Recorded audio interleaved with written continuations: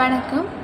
பேரிடர் மேலாண்மையில் என்னோட தலைப்பு என்ன அப்படின்னா இணையதள கோட்பாடு. இது இணையதள கோட்பாடு இல்லைனாலும் இன்னொரு வழியில் இது எப்படி சொல்லுவாங்க அப்படின்னா ஒருங்கிணைந்த கோட்பாடு அப்படின்னு சொல்லுவாங்க. இதில் நம்ம இப்போ இதில் என்னெல்லாம் பார்க்க போகிறோம் அப்படின்னா இதோட முக்கிய அம்சங்கள், அப்புறம் இதோட பயன்பாட்டு, இது எப்படி பயன்படுறது, இதோட நன்மைகள், அப்புறம் இதில் உள்ள சவால் என்ன, அதுக்கப்புறமா இதில் வந்து தொடர்ந்து என்னென்ன கருத்தெல்லாம் இருக்குது அப்படின்னு இதில் பார்ப்போம். முதல்ல பேரிடர் மேலாண்மையில் இதில் இணையதள கோட்பாடு, இதில் ஒருங்கிணைந்த கோட்பாடு என்ன அப்படின்னா ஒரு பெரிய பேரிடர் நடந்துச்சு அப்படின்னா அதில் எப்படி நம்ம எல்லோரும் ஒருங்கிணைந்து எப்படி அதுக்கு பதில் அளித்து எப்படி ஒன்றா சேர்ந்து அதாவது நம்ம வெளியில் வரோம் அப்படிங்கிறது தான் இந்த இதில் சொல்கிறாங்க. இது ஆங்கிலத்தில் நெட்வொர்க் தியரி அப்படின்னு சொல்கிறாங்க. இதை எல்லோரும் ஒன்றா சேர்ந்து தான் இந்த கோட்பாட்டை நம்ம செய்ய முடியும் அப்படின்னு சொல்கிறாங்க. அதுக்கப்புறம் இதில் முக்கிய அம்சங்கள் பார்ப்போம். முதல்ல நிறுவனங்களுக்கு உடையதான உறவு.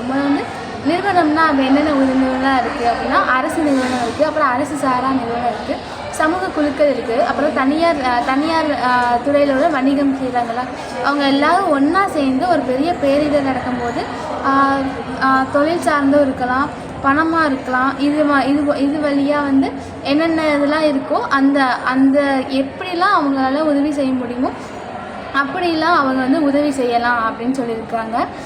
அதுக்கடுத்து சமூக மூலதனம் அப்படின்னா என்ன அப்படின்னா பேரிடர் போது ஒரு பெரிய தகவல் தொடர்பை எளிதாக்குறது நம்ம இந்த இணையதளத்தில் தான் முடியும். இணையதளத்தில் தான் எல்லாத்தையும் ஒன்றா சேர்ந்து அவங்கள ஒருங்கிணைஞ்சு இது பண்ண முடியும் அப்படின்னு சொல்கிறாங்க. அப்புறம் தகவல் பகிர்தல். இப்போ சென்னையில் ஒரு பேரிடர் நடக்குது அப்படின்னா அதை நம்மளால் இங்கே வரைக்கும் இப்போ திருநெல்வேலியிலேருந்து அதை நம்மளால் லைவாக பார்க்க முடியும், நேரடியாக அதை பார்க்க முடியும். ஏன்னா அந்த இணையதளம் அவ்வளோ ஸ்ட்ராங்காக இருக்குது அப்படின்னு சொல்கிறாங்க. தகவலை ஈஸியாக பரிமாறிக்க முடியும், ஒரு உதவினாலும் சரி எதாக இருந்தாலும் சரி ஈஸியாக பரிமாறிக்க முடியும் அப்படின்னு சொல்கிறாங்க. அப்புறமா ஒத்துழைப்பு மற்றும் கூட்டாண்மை. அப்புறம் இதே மாதிரி தான் பல்வேறு துறைகள்லேருந்து எல்லா நிறுவனங்களும் ஒன்றா செயல்பட்டு ஒருங்கிணைந்து செயல்பட்டால் அந்த பேரிலேருந்து ஈஸியாக வெளியில் வந்துடலாம் அப்படின்னு சொல்கிறாங்க. அப்புறம் திறன் மேம்பாடு அப்படின்னு சொல்கிறாங்க. இப்போ ஒரு பேரிடர் நடக்குது அப்படின்னா அதிலேருந்து நம்ம எப்படி தப்பிக்கணும் அப்படின்னு ஒரு பள்ளியில் கல்லூரியில் இந்த மாதிரி ஏதாவது ஒரு அதாவது நம்ம எப்படி அந்த இதுலேருந்து நம்ம வெளியில் வரணும், அந்த நேரத்தில் என்ன செய்யணும் அப்படிங்கிறத இந்த பேரிடர் மேலாண்மையில் அந்த திறனை மேம்படுத்தணும் மாணவர்களுக்கிடையே அப்படின்னு சொல்லியிருக்காங்க. அப்புறமா இதோட பயன்படுத்த நன்மைகள், இதில் என்னென்ன நன்மைகள் இருக்குது அப்படின்னா மேம்படுத்தப்பட்ட மறுமொழி திறன். இதை எல்லா நிறுவனங்களும் சேர்ந்து ஒரு பேரிடர் நடந்துச்சுன்னா நம்ம ஹெல்ப் பண்ணணும் அப்படின்னு சொல்கிறோம். இது ஈஸியாக பண்ண முடியும் அப்படி தானே இந்த இணையதள கோட்பாடில் எல்லாத்தையும் ஒன்றா சேர்த்து ஈஸியாக நம்ம செயல்படுத்த முடியும் அப்படின்னு இது ஒரு நன்மை அப்படின்னு சொல்கிறாங்க. அப்புறம் மேம்படுத்தப்பட்ட சூழ்நிலை விழிப்புணர்வு அப்படின்னு சொல்கிறாங்க. இணையதள வழியாக ஒரு தகவலை ஈஸியாக பரிமாறிக்க முடியும். அப்புறம் பேரிடர் நிலைமையை நன்கு புரிஞ்சு உதவி செய்ய இது ஈஸியாக ஹெல்ப் பண்ணுது அப்படின்னு சொல்கிறாங்க. அப்புறமா அதிகரித்த சமூக மீள்திறன் அப்படின்னு சொல்கிறாங்க. நடிகர்களாக இருக்கட்டும் யாராக இருந்தாலுமே இந்த இதில் ஈஸியாக ஹெல்ப் பண்ண முடியும்.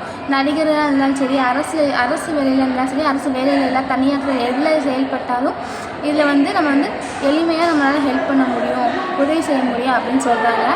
அப்புறமா தகவல் அமைப்பு மற்றும் நெகிழ்வுத்தன்மை. ஆமாம், இதில் ஒருத்தர் தலைமை ஏற்று செஞ்சோம் அப்படின்னா அதில் ஈஸியாக நெகிழ்வுத்தன்மையும் இருக்கும். ஒரு இதில் ஒரு குழுவாக செயல்படும் போது அதில் நெகிழ்வுத்தன்மை முக்கியம் அப்படின்னு சொல்கிறாங்க. அப்புறம் இதில் உள்ள சவால்கள் என்ன அப்படின்னா ஒருங்கிணைத்த சவால்கள் நிறையா பேர் ஹெல்ப் பண்ணாமல் இருப்பாங்க, உதவி செய்ய முடியாமல் இருப்பாங்க. ஏன்னா அவங்களுக்கே ஹெல்ப் பண்ணணும் அப்படிங்கும்போது அவங்களால ஹெல்ப் பண்ண முடியாதுல்ல, அது சொல்கிறாங்க. அப்புறமா சக்தி ஏற்றுத்தாழ்வு. ஆமாம், இப்போ ஒருத்தவங்ககிட்ட பணம் இருக்கும், ஒருத்தவங்கிட்ட பணம் இருக்காது, எல்லோரும் பணம் கொடுக்கும்போது கொடுக்க முடியாதவங்களுக்கு அவங்க என்ன செய்ய முடியும், அதனால் அது ஏற்றுத்தாழ்வு, இதெல்லாம் அதை உள்ள சவால்கள் அப்படின்னு சொல்கிறாங்க. இது முக்கிய கருத்து என்ன அப்படின்னா இதில் ஈஸியாக புரிஞ்சு கொள்ள முடியும், ஈஸியாக புரிந்து கொள்ளலாம். அப்புறம் எளிமையாக எளிமையாக உதவி செய்ய முடியும். அப்புறமா இதில் வந்து ஒரு நல்ல வந்து ஒரு உறவு வந்து நமக்கு வந்து தெரியுது அப்படின்னு சொல்கிறாங்க. அதுக்கப்புறமா இதெல்லாம் ஒன்றா சேர்ந்து நம்ம செயல்பட்டோம்னா இந்த இணையதள கோட்பாடை வந்து நம்ம ஒருங்கிணைந்த கோட்பாடை வந்து நம்ம வந்து நல்லா செயல்படுத்த முடியும் அப்படின்னு சொல்கிறாங்க. நன்றி.